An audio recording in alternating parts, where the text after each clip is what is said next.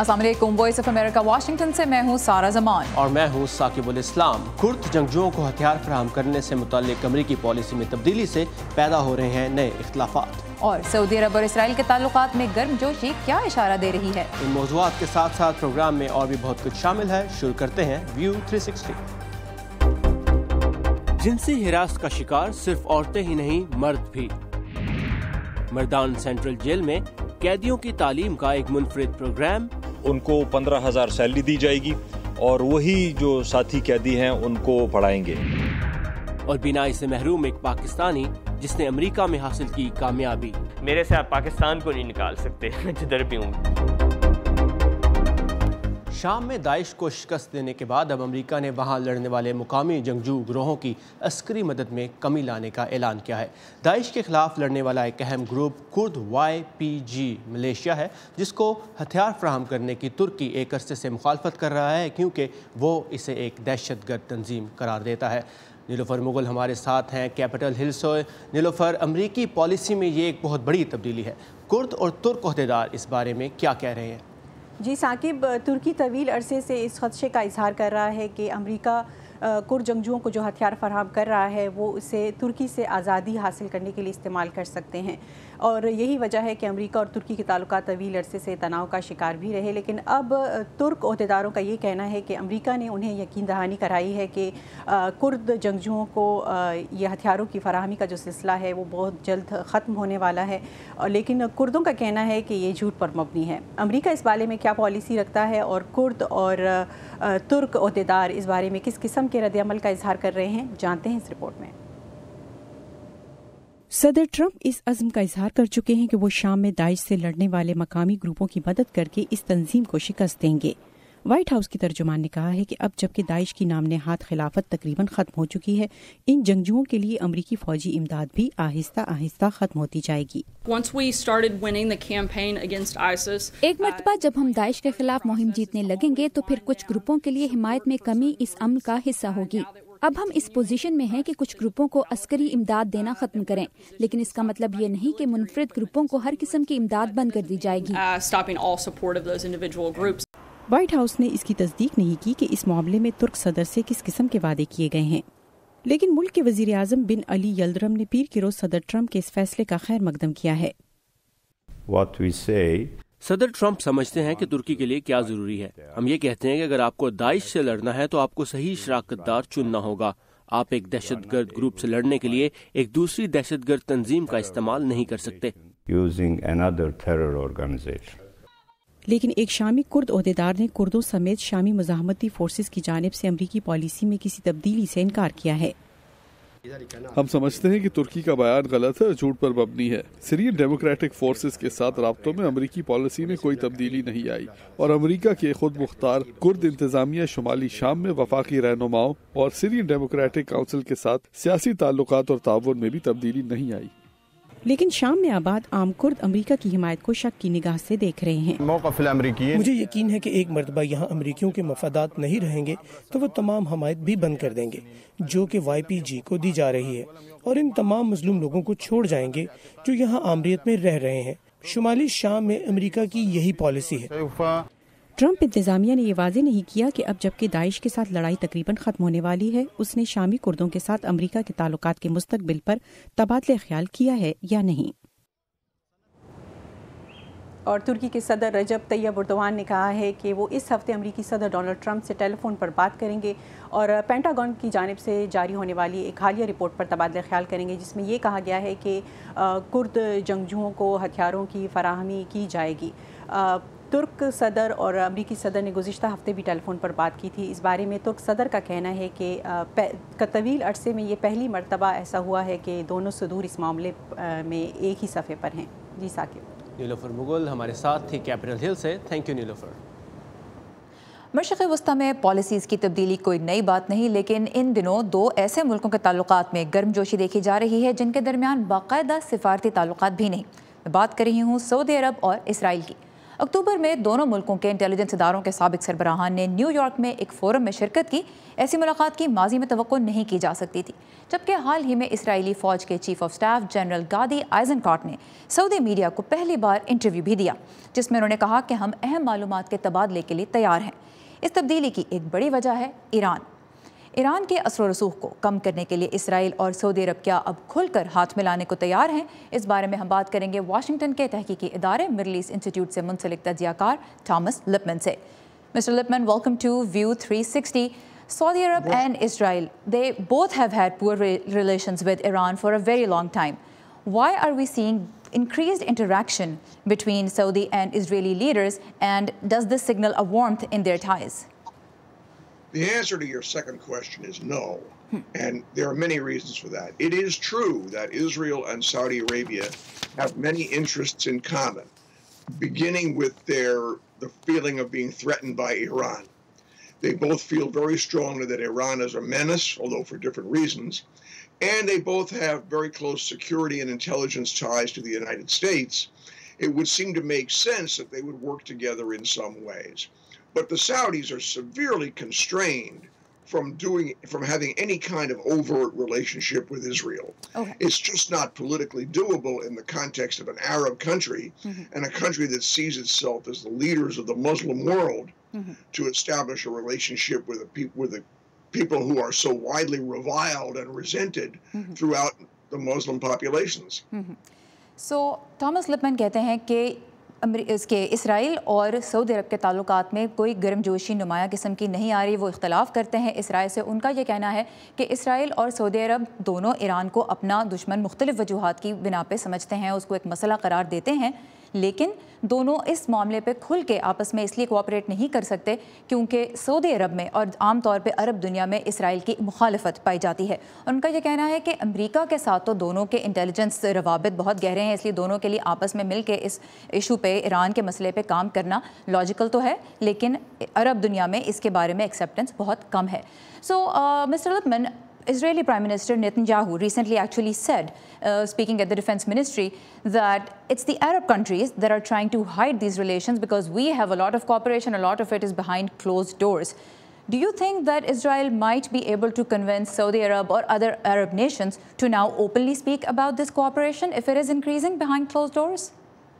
I don't see that it's in the interest of any Arab state to do that.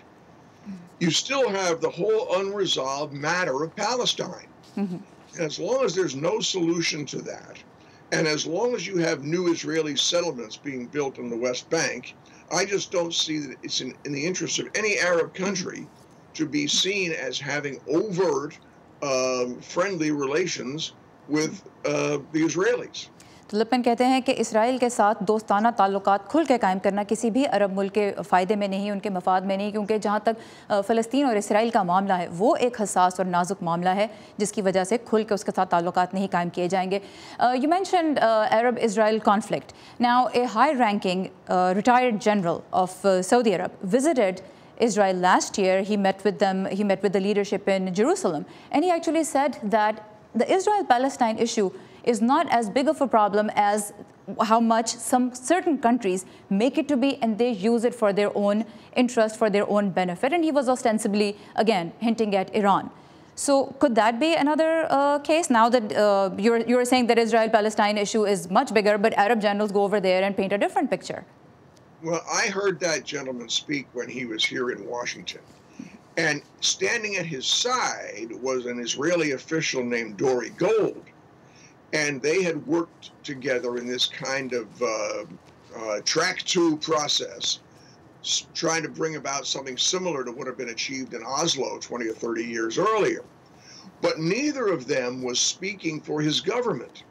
And that's what really matters. People talk and meet all the time. Another well-known Saudi was in Israel just recently. That doesn't mean, however, that their governments or their armed forces are going to do any kind of overt cooperation. सो खुल के जो ताउन है उसकी तवक्को वो नहीं करे। Lippmann कहते हैं कि सिर्फ इसलिए कि सऊदी और इसराइली जनरल एक दूसरे के साथ खड़े होकर अगर बात करें, इसका मतलब ये नहीं है कि वो बात बहुत ज़्यादा इससे आगे बढ़ेगी भी। So from this point onwards, when Iran has developed a larger scope of its influence. Saudi Arabia is clearly bothered by that. Mohammed bin Salman, the crown prince, is taking very strong measures, using very strong rhetoric to push Iran back. What role do you see Israel playing in this situation? I don't see Israel playing any role unless Israel feels itself directly threatened, in which case it may take military action. But I don't believe that Saudi Arabia is capable. I don't think it has the force projection capability of organizing any kind of effective region-wide resistance to Iran. The Saudis have a quarter of Iran's population. They have armed forces of dubious competence, and they have such splits among the leadership right there in their own region in the Gulf that they can't marshal an effective coalition. In addition, the Arab country that should be in the forefront of this, a country that has a peace treaty with Israel, is Egypt.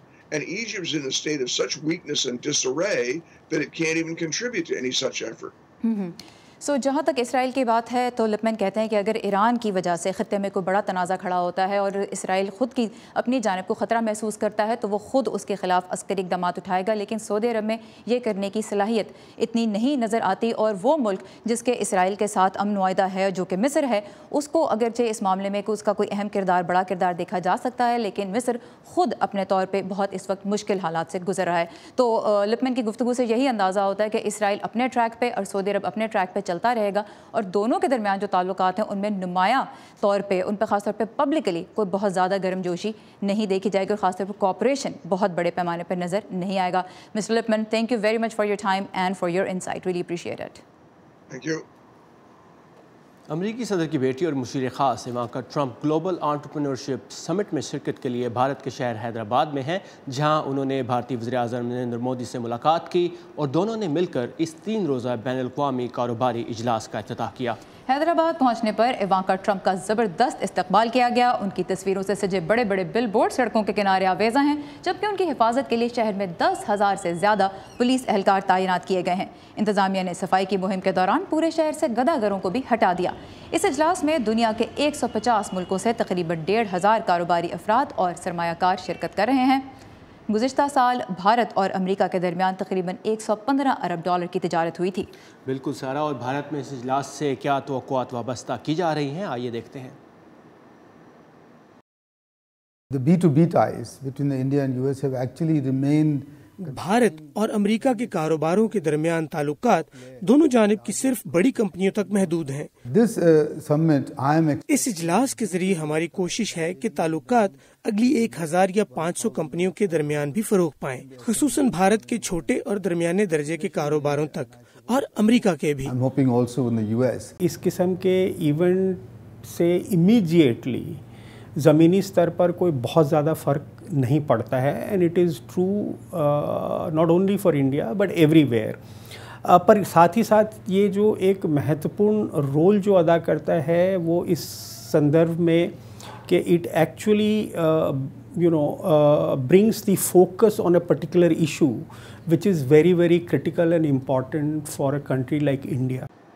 Us summit کا تصور صدر Obama نے پیش کیا تھا، جسے اب Ivanka Trump عملی جامہ پہنا رہی ہیں، اور شو میں آگے چل کر ہم بات کریں گے کہ مردوں کے خلاف جنسی ہراس امریکہ میں کتنا عام ہے اور مرد کتنا کھل کر اب اس پر بات کر رہے ہیں۔ بالکل، اور مردان سینٹرل جیل کے قیدیوں کو زیور تعلیم سے آراستہ کرنے کی ایک کوشش کے بارے میں بھی آپ کو پروگرام میں آگے چل کر بتائیں گے، لیکن اس سے پہلے کچھ اہم خبروں کی جھلکیاں ورلڈ ویو میں۔ پوپ فرانسس نے میانمار میں اپنے خطاب میں انصاف اور انسانی حقوق کے تحفظ پر زور دیا ہے۔ اپنے خطاب میں انہوں نے ملک میں جاری بدامنی کی بات تو کی، تاہم روہنگیا کا ذکر نہیں کیا۔ شام میں 7 سال سے جاری خانہ جنگی ختم کرانے کے لیے اقوام متحدہ میں مذاکرات کا دور آج ہو رہا ہے، تاہم شام کے سرکاری ٹی وی چینل نے ملک کے محکمہ خارجہ کا حوالہ دیتے ہوئے کہا ہے کہ شامی حکومت کا وفد کل جنیوا پہنچے گا۔ حکومت کے مطابق تاخیر کا سبب حزب اختلاف کی جانب سے صدر بشار الاسد کے استعفے کا مطالبہ ہے۔ کینیا کے صدر اوہورو کنیاٹا نے ایک متنازع انتخاب کے بعد دوسری مدت کے لیے عہدے کا حلف اٹھا لیا ہے۔ تقریب میں کئی غیر ملکی رہنماؤں نے شرکت کی۔ اس موقع پر پولیس نے مظاہرین کو روکنے کے لیے آنسو گیس کا استعمال کیا۔ इंडोनेशिया के जजीरे बाली में आतिशफशां से निकलने वाले लावे से लाखों मकामी अफराद और हजारों सयाह मुतासिर हुए हैं। आतिशफशां से उठने वाले धुएं के बादलों के बायस इलाके से परवाजें मुअत्तल कर दी गई हैं। 1963 में ये आतिशफशां फटने से तकरीबन 1000 अफराद हलाक हुए थे।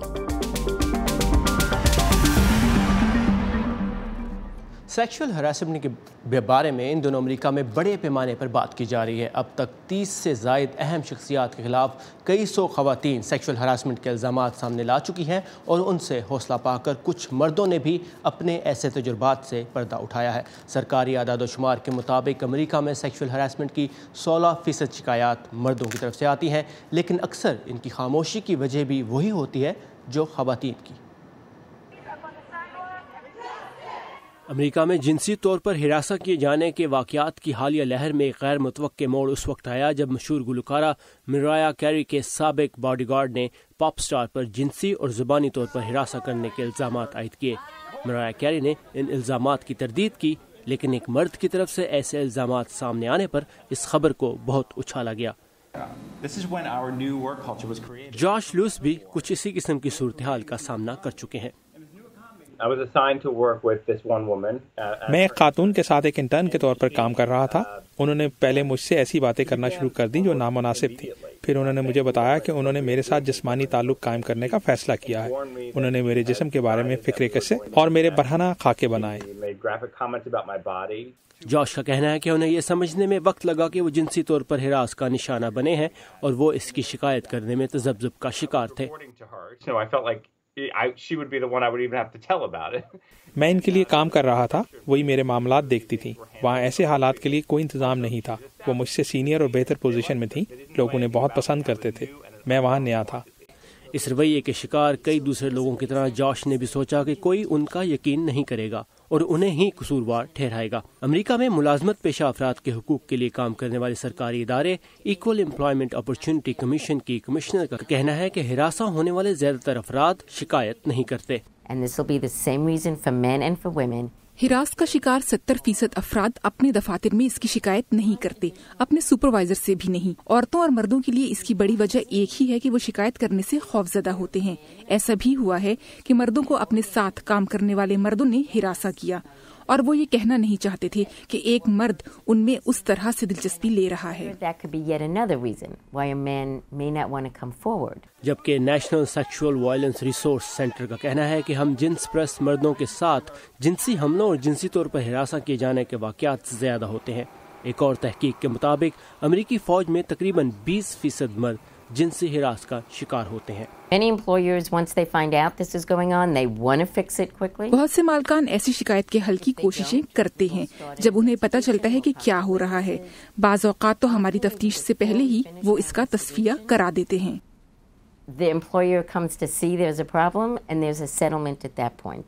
लेकिन इसके बावजूद हिरासा किए जाने का नफसियाती असर ख़त्म नहीं होता। अब जबकि अमेरिका में ऐसी शिकायत को संजीदगी से लिया जा रहा है, उम्मीद की जा रही है कि जिनसी तौर पर हिरासा किए जाने वाले मजीद मर्द सामने आएंगे।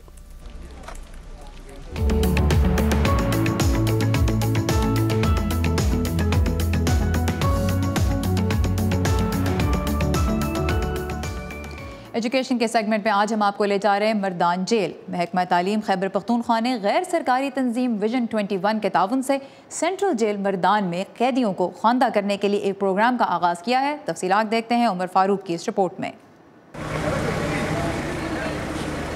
सेंट्रल जेल मर्दान में शुरू किए गए इस तालीमी प्रोग्राम के पहले मरहले में 68 कैदियों को तालीम दी जाएगी, जिनमें 46 मर्द और 22 खातून कैदियों को रोजाना 3 घंटे की क्लासें दी जाएंगी। दिलचस्प बात यह है कि सिर्फ तालीम हासिल करने वाले ही नहीं बल्कि तालीम देने वालों में भी कैदी शामिल हैं।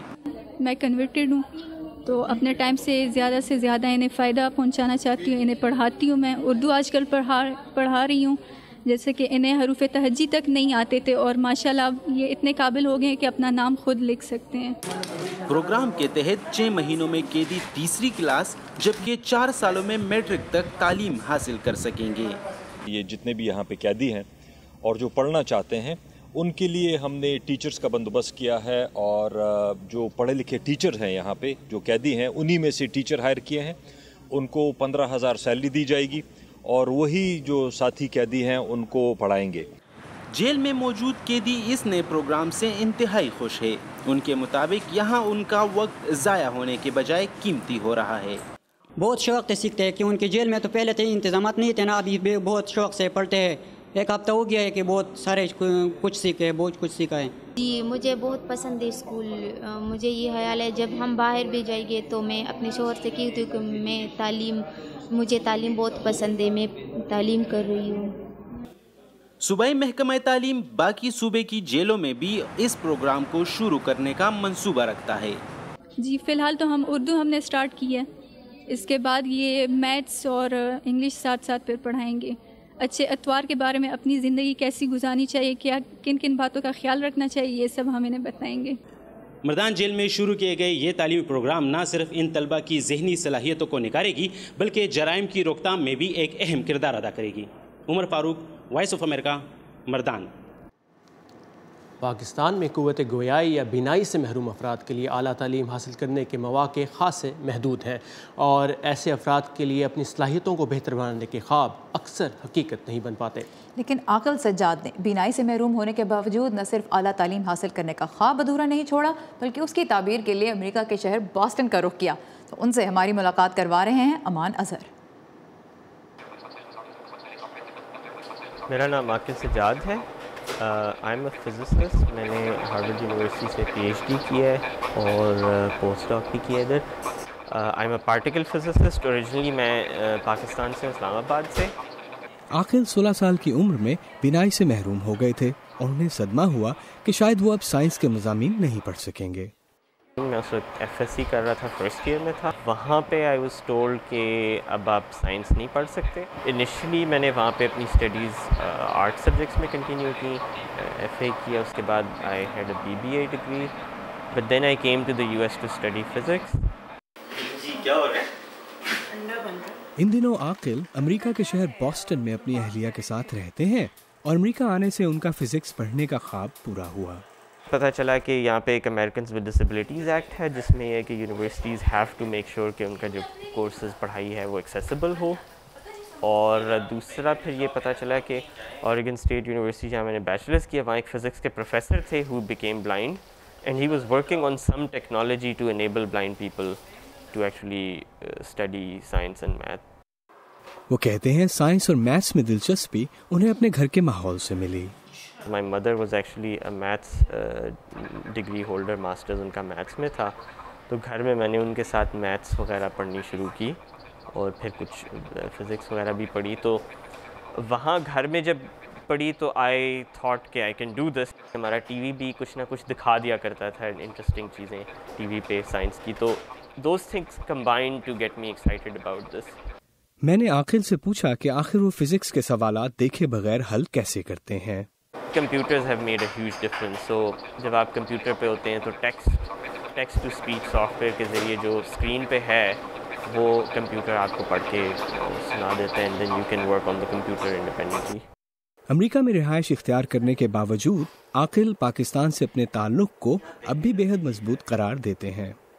دل آپ کا جو ہے پاکستان کے کرکٹ میچ پہ دھڑکتا ہے، پاکستان کی خبروں پہ دھڑکتا ہے، پاکستان سے ریلیٹڈ آپ کا تعلق، باہر آپ آ جائیں وہ مطلب میرے سے آپ پاکستان کو نہیں نکال سکتے جدھر بھی ہوں، اور نہ ہی ان کے گھر سے پاکستانی کھانوں کی خوشبو کو۔ امان اظہر، اردو VOA، باسٹن۔ یہ تھا ہمارا آج کا شو۔ ویو 360 میں آپ کن موضوعات پر رپورٹ دیکھنا چاہتے ہیں یہ آپ ہمیں بتا سکتے ہیں facebook.com/VOA اردو کے پیج پر۔ ثاقب الاسلام اور سارا زمان کو اجازت دیجیے۔ Have a nice evening.